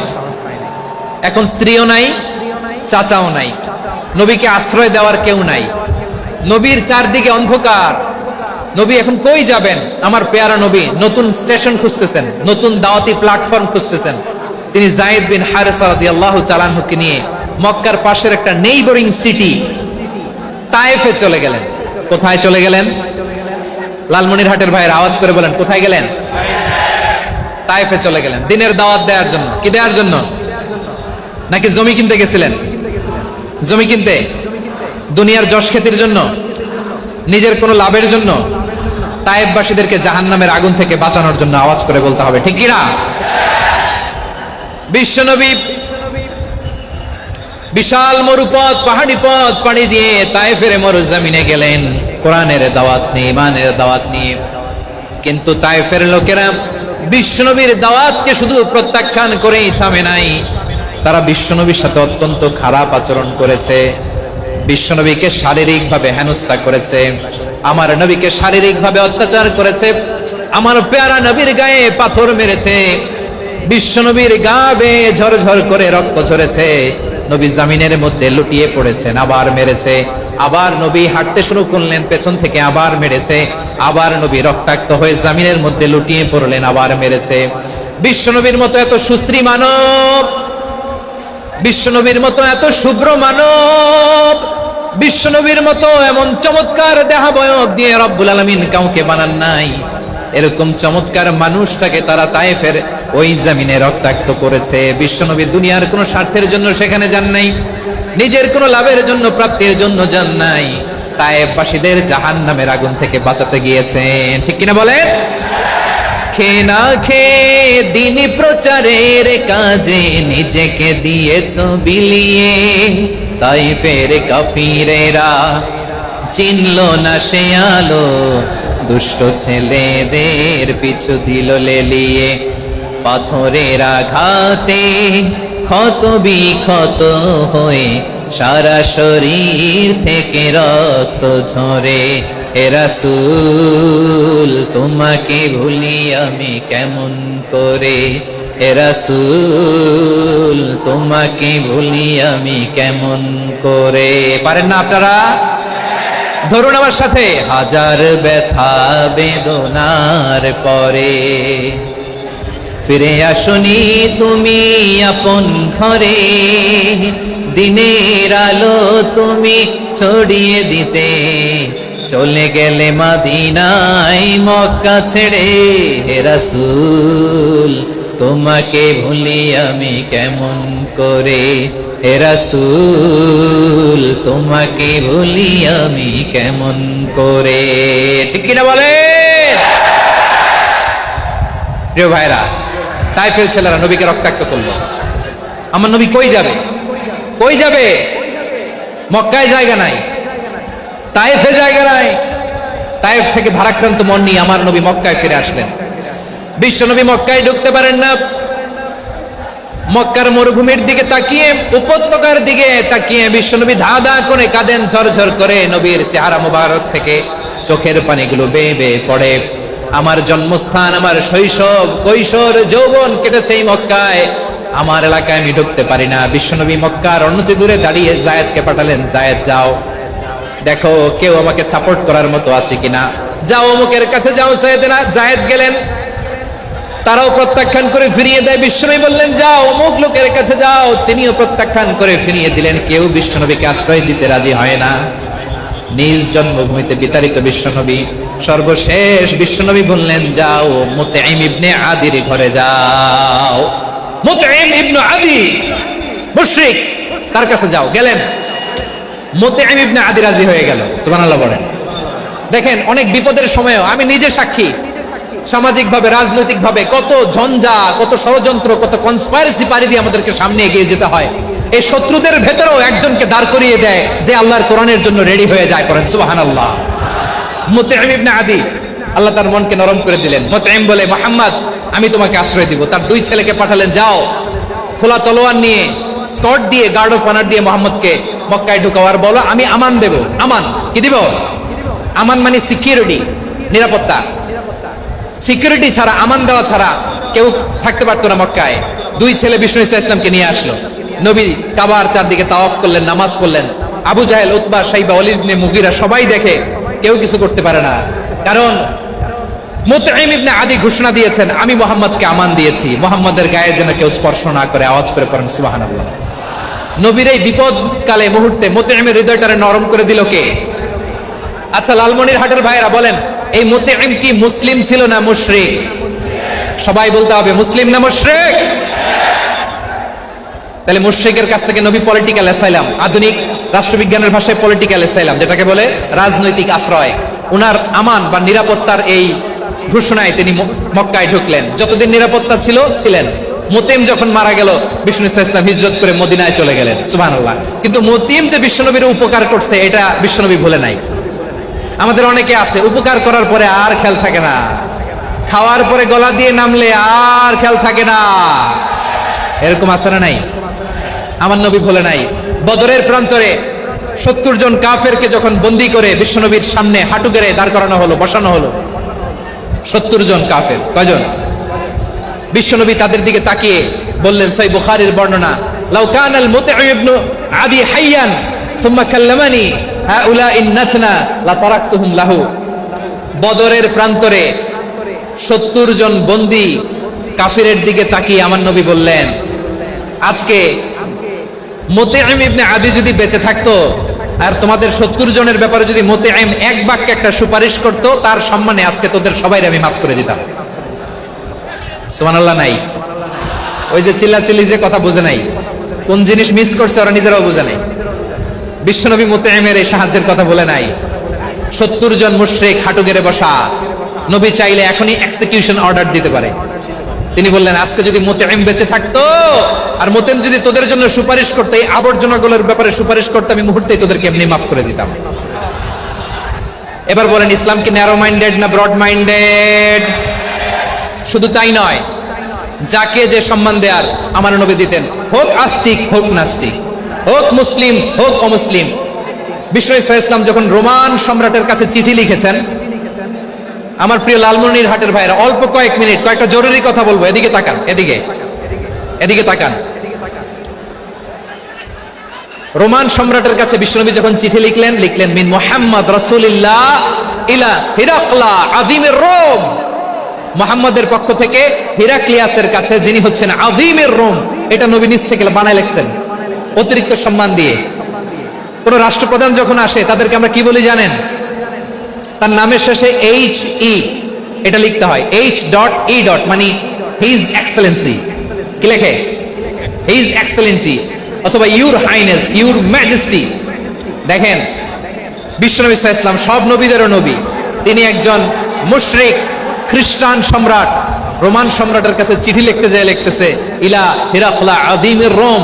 হিরাক্লিয়াসের কাছে আমার চিঠি, যিনি রোমের আযীম, হিজ হাইনেস, মানে রোমের অনেক সম্মানিত এক বাহাদুর। আওয়াজ করে বলেন সুবহানাল্লাহ।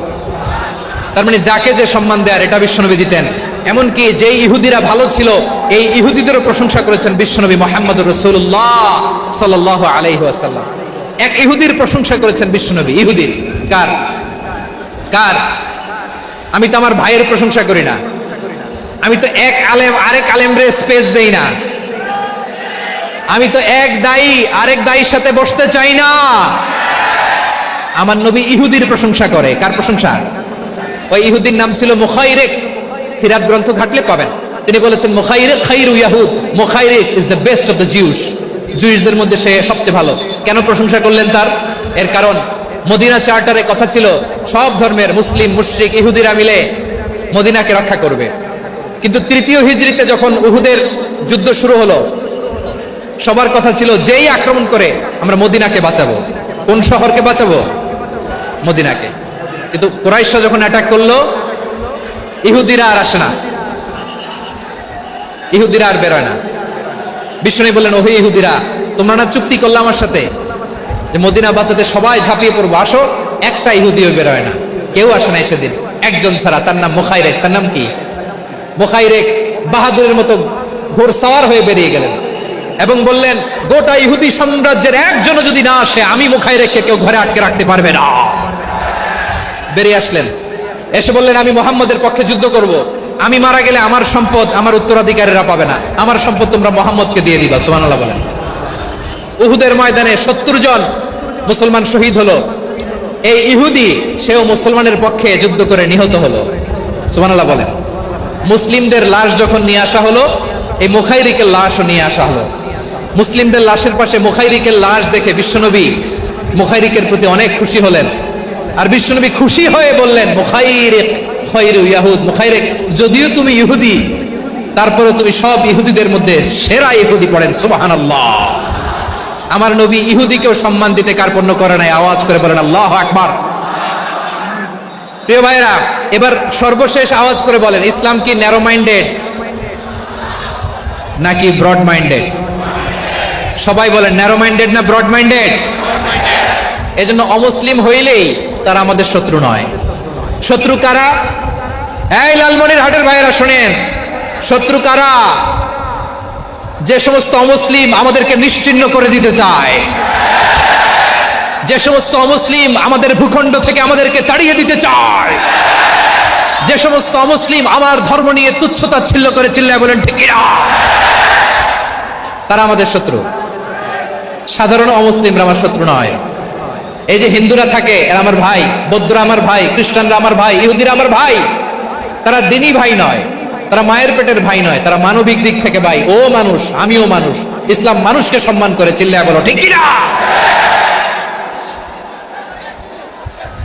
যারা আমাদের অস্তিত্বকে নিশ্চিহ্ন করতে চায়, যারা আমাদের ভূখণ্ডকে দখল করতে চায়, যারা আমাদেরকে নিয়ে মকারি করে, ফান করে, টিটকারি করে, আমার ধর্ম নিয়ে খেলা করে, তাচ্ছিল্য করে, ওদের বিরুদ্ধে আমাদের জিহাদ। সাধারণ মুসলিম আমাদের শত্রু নয়। আপনি জানেন নিউ ইয়র্কে, আমি তো নিউ ইয়র্কে ছিলাম অনেকদিন, ওখানে ফিলিস্তিনিদের পক্ষে যখন আমরা মিছিল করেছি, অনেক ইহুদি আমাদের সাথে মিছিলে দাঁড়িয়েছে। কারণ ওরাও জানে এই ভূখণ্ড ফিলিস্তিনিদের ভূখণ্ড। আওয়াজ করে বলো লালমনিরহাট ঠিক কিনা। ইসরায়েলের রাজধানী খোদ তেল আবিবে অনেক ইহুদিরা বেঞ্জামিন নেতানিয়াহু তার বিরুদ্ধে মিছিল করেছে। তো তারা কি আমাদের শত্রু? না। অনেক খ্রিস্টান আমাদের সাথে, আমাদের স্বার্থ রক্ষায় আমাদের পাশে দাঁড়িয়েছে। খেয়াল রাখবেন, হিন্দু আর হিন্দুত্ববাদ এক নয়, ইহুদি ধর্ম আর জায়নিজম এক নয়। জায়নিজমের বিরুদ্ধে আমাদের সংগ্রাম, আমাদের জিহাদ, চিল্লায় বলেন ঠিক কিনা। এই যে ফিলিস্তিনের ভাইরা, তারা তাদের স্বাধীনতা সংগ্রামের জন্য লড়াই করছে, করে যাচ্ছে, আমরা এটাকে সমর্থন জানাই, চিল্লায় বলো ঠিক কিনা। কাশ্মীরের ভাইরা স্বাধীনতার জন্য সংগ্রাম করছে, আমরা সেই সংগ্রামকে সমর্থন জানাই, আওয়াজ করে বলো ঠিক কিনা। যারাই আমাদের ইসলামকে নিশ্চিহ্ন করতে চায়, তাদের বিরুদ্ধে আমাদের সংগ্রাম, আওয়াজ করে বলতে হবে ঠিক কিনা। ওই সমস্ত দুর্বৃত্তদের সাথে আমাদের কোনো সম্পর্ক নাই। আমরা যদি ঐক্যবদ্ধ থাকতে পারি, ওই দুর্বৃত্তরা চান্স পাবে না। আমরা ঐক্যবদ্ধ থাকতে রাজি আছি। লালমনিরহাটের ভাইরা, আমরা ঐক্যবদ্ধ থাকলে ওই দুর্বৃত্তদের কালো হাত ভেঙে দিতে আমাদের সময় লাগবে না। তাদের কালো হাত ভেঙে দিতে রাজি আছে মুসলমান? কারা কারা রাজি? দু হাত তুলে দেখাও।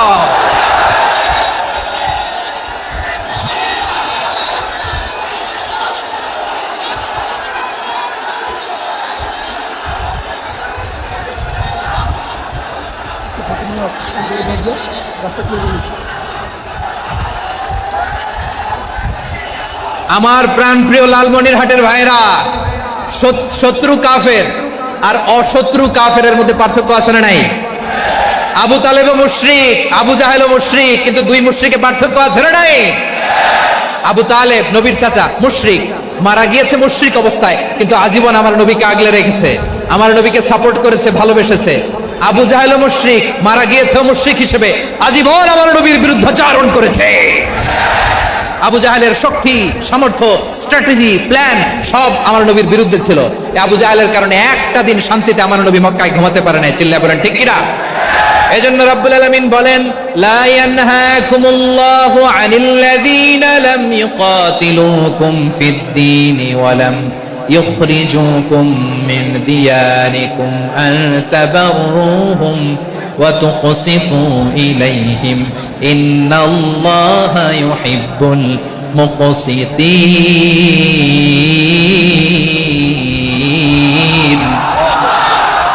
আল্লাহ বলে, গোলামেরা শোনো শোনো, যে সমস্ত অমুসলিম তোমাদের সাথে ধর্মযুদ্ধে লিপ্ত হয় না, তোমাদের বিরুদ্ধে যে সমস্ত অমুসলিম অস্ত্র ধরে না, যে সমস্ত অমুসলিম তোমাদেরকে তোমাদের জন্মস্থান থেকে, ভূখণ্ড থেকে তাড়িয়ে দেয় না, তাদের সাথে ভালো আচরণ করতে আমি আল্লাহ নিষেধ করি নাই। তাদের সাথে সদাচরণে কোনো নিষেধাজ্ঞা নাই, বরং তাদের সাথে সদাচরণ করো, এটাই আমি আল্লাহ চাই। তাহলে আমার যে অমুসলিমরা আমাদের সাথে শত্রুতা করে না, তুচ্ছতাচ্ছিল্য করে না, আমাদের ভূমি থেকে আমাদেরকে উচ্ছেদ করতে চায় না, আমাদের বিরুদ্ধে অস্ত্র ধরে না, ওই অমুসলিম ভাইদের সাথে আমাদের কোনো দ্বন্দ্ব আছে? কোনো বিরোধ আছে? বরং আছে ভালোবাসা। বরং আছে কি? এই ভালোবাসা দিয়ে আমরা বিশ্ব জয় করবো। রাজি আছো মুসলমান? আমাদের পুঁজি ভালোবাসা। আমাদের পুঁজি কি? এবার আওয়াজ করে বলেন, আমার এই পুরো আলোচনা থেকে the religious coexistence, peaceful coexistence, শান্তিপূর্ণ সহাবস্থান, কমিউনাল হারমোনি, এই সাম্প্রদায়িক সম্প্রীতি, এই আলোচনা থেকে কি বুঝলেন? ইসলাম কি ন্যারো মাইন্ডেড না ব্রড মাইন্ডেড? এই ব্রড মাইন্ডেড হৃদয় নিয়ে, ভালোবাসা দিয়ে আমরা বিশ্ব জয় করতে চাই। রাজি আছেন? আল্লাহ কবুল করুক। আমরা সবাই পড়ি আমিন। লালমনিরহাটের জেলা স্টেডিয়ামে আমার প্রিয় মায়েরা, বোনেরা, আপনাদের জন্য একটা হাদিস বলে শেষ করব। বিশ্বনবী বলেন, আমার মায়েরা খেয়াল করে শুনুন, বিশ্বনবী আপনাদের উদ্দেশ্য করে বলেন, আল মারআতু ইযা সাল্লাত খামসাহা ওয়া সামাত শাহরাহা হাফিজাত ফুরুজাহা আতাআত বা'লাহা ফালতাদখুল মিন আইয়ি আবওয়াবিল জান্নাতি শাআত। বিশ্বনবী বলেন, ও রমণীরা, ও নারীরা, যে সমস্ত নারী এই চারটা কাজ করবে, এই চারটা কাজের গ্যারান্টি দিবে, তাদেরকে জান্নাতের 8টা দরজার গ্যারান্টি দেয়া হবে। কি চারটা কাজ? 1 নাম্বার, আল মারআতু ইযা সাল্লাত খামসাহা, যে নারী 5 ওয়াক্ত নামাজ পড়ে। কি করে? জেলা স্টেডিয়ামে অবস্থানরত আমার নারীরা, বোনেরা, বিশ্বনবী আপনাদেরকে 4টা কাজের কথা বলেছেন, খুব বেশি না। 4টা করলে 8 জান্নাতের দরজা সব খোলা। কোনটা দিয়ে যাবে? যেটা দিয়ে মনে চায়। 1 নাম্বার 5 ওয়াক্ত নামাজ। আমার বোনেরা জোহরের নামাজ পড়তে পড়তে এটা আসরে নিয়ে যায়, আসর পড়তে পড়তে এটা মাগরিবে নিয়ে যায়। এরকম আসরা নাই? লালমনিরহাটে হয়তো নাই। আমার বোনেরা এটা করবেন না। ইন্নাস সালাতা কানাত আলাল মুমিনিনা কিতাবাম মাওকুতা, সময় মতো পড়বেন। সামাত শাহরা, রমাদানের রোজাগুলো রাখবেন। হাফিজাত ফুরুজাহা, যে নারী তার চরিত্রকে হেফাজত করে, তার প্রাইভেট হেফাজত করে, তার লজ্জাস্থান হেফাজত করে। ও মায়েরা, আপনার এই গর্ভ যে কত দামি আপনি জানেন না। আপনার এই গর্ভ থেকে জন্মাবে আগামীর সালাহুদ্দিন আল আইয়ুবী। আপনার গর্ভ থেকেই জন্মাবে ইমাম আল মাহদি আল মুনতাযার। আপনার পেট থেকে জন্মাবে আবু সাইদের মতো বীর সৈনিক। আপনার পেট থেকে জন্মাবে মুগ্ধের মতো বীর মুজাহিদ। আপনি জানেন না কে আসবে আপনার পেট থেকে। সময়টাকে কাজে লাগান, ইসলামকে বুঝেন, মানেন, আমাদের ইসলামিক লেকচারগুলো শোনেন। আমরা যে বার্তাগুলো, ইনস্ট্রাকশনগুলো, দিক নির্দেশনাগুলো আপনাদের খেদমতে রাখি, এগুলো মেনে চলুন। আপনিই পারেন আপনার ঘরটাকে জান্নাতের টুকরা বানাতে। একটা family, it's a very big institution and you are the MD, the managing director of this institution. চিল্লায় বলেন ঠিক কিনা? চাইলেই পারেন ঘরটারে জান্নাতের টুকরা বানাতে। 5 ওয়াক্ত সালাত, রমাদানের রোজা, নিজের চরিত্রের হেফাজত, ওয়া আতাআত বা'লাহা, স্বামীর আনুগত্য। এটাতে অনেকে ভুল করে থাকে। হায় রে আমার বোনেরা, স্বামীর আনুগত্যকে এটা নিজের অপমান মনে করবেন না। আপনার স্বামী আপনার সবচেয়ে বড় গার্ডিয়ান, তিনি আপনার সবচেয়ে ভালো চায়। নারী কখনো গার্ডিয়ানশিপের বাইরে থাকতে পারে না। হয় আপনি বাবার গার্ডিয়ানশিপের ভেতরে, বাপ না থাকলে ভাই আপনার গার্ডিয়ান, ভাই না থাকলে চাচা গার্ডিয়ান, বিয়ের পরে আপনার স্বামী আপনার গার্ডিয়ান। শরিয়া সম্মত স্বামীর আদেশগুলো আপনি মেনে চলবেন, কিন্তু শরিয়া বিরুদ্ধ কোনো আদেশ মানতে আপনি বাধ্য নয়। আওয়াজ করে বলুন সবাই ঠিক কিনা? এই 4টা কাজ যদি কোনো নারী করে, বিষ্ণুই বলেন জান্নাতের 8টা দরজা খোলা। তোমার যেটা দিয়ে মনে চায় সেটা দিয়ে জান্নাতে তুমি এন্ট্রি নিতে পারবা। আমরা এখানে লালমনিরহাটের সোহরাওয়ার্দী ময়দানে আজকে যেমন একত্রিত হতে পারলাম, আল্লাহর জান্নাতেও যেন একত্রিত হতে পারে। আল্লাহ তুমি তৌফিক দান করো।